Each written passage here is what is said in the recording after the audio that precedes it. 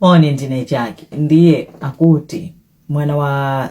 former president wa Zimbabwe Bellarmine Mugabe wamangidwa ku South Africa ku Johannesburg. Akuti amakhala moyo wa poshi kwa basi eti moyo wa pamwamba ndatholemera kwambiri. And olukweri yomwe amakhala yo eti kuona amene apolisi anapita kukamanga kwa pamwamba kwambiri zinthu za pamwamba kwambiri. Ndi mwana wa former president Robert Mugabe ndi amayi yake akaza Mugabe Grace Mugabe nawo analochuka kwa basi ndi kukonda makobidi chanchani. Sono akuti chizungu chake chimene ndingagwitse ntchito nchokuti kutumbwa paripoti even munyusi akumanena kuti makhalidwe awo ndana otumbwa kwa basi zochitika zawo ndionena kuti amatetezedwa amapanga chilichonse chomwe akufuna enda amatetezedwa. Akuti ulendo wina anali mgalimoto akuti iyeyu Bellarmine ndi m'bale wake aliso ndi chimwene wake. Bellarmine ayizaka 28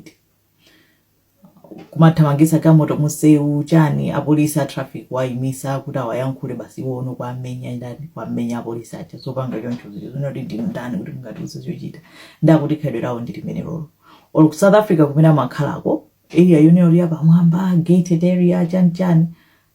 aliyese anatopa nawo atamakhala opanga report kunena kuti kunyumba uku nthawi zonse kumamveka kuombera mifuti nthawi zonse akukangana ngati zisali choncho ndikuti kumakhala loud mapate chanchani kunena kuti olapange complain cha mtundu wanji palibe chichonse chomwe chimatani palibe chomwe chimapangika palibe chomwe chimasonya ndi anthu anatopa nawo kambira kalekale kuti koma ana amakhala uku anyamata a Mugabe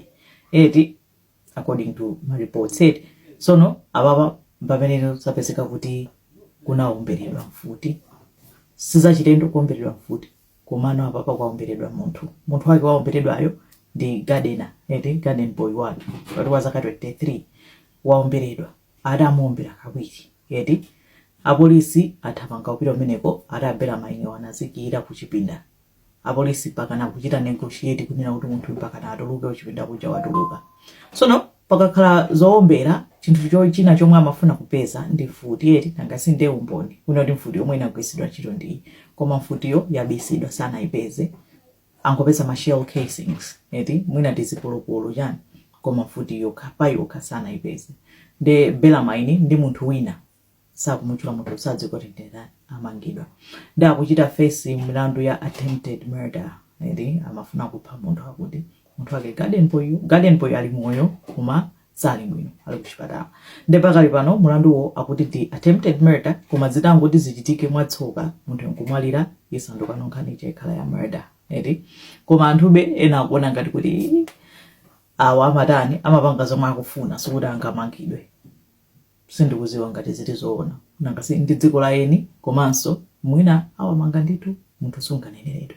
koma pakati pano ali ndi kesi ngati imeneyo amayi ake sukhanga dali ndi makesi awo zambirimbiri zonena kuti anthu akuona ngati ndi kukhoti komwe kusatha kupita kwampanga sapoti koma zioneka ngati adapite pakati pano nkhani lingamwagamwa ne kuti mwana wa Mugabe uja finally amutani amanga pacha makhalidwe awo ngati diziti zoona samakhalidwezo that's just an allegation edi koma so far zomwe zikupangika zina ndizitizo ndizimenezo zikamwambiri.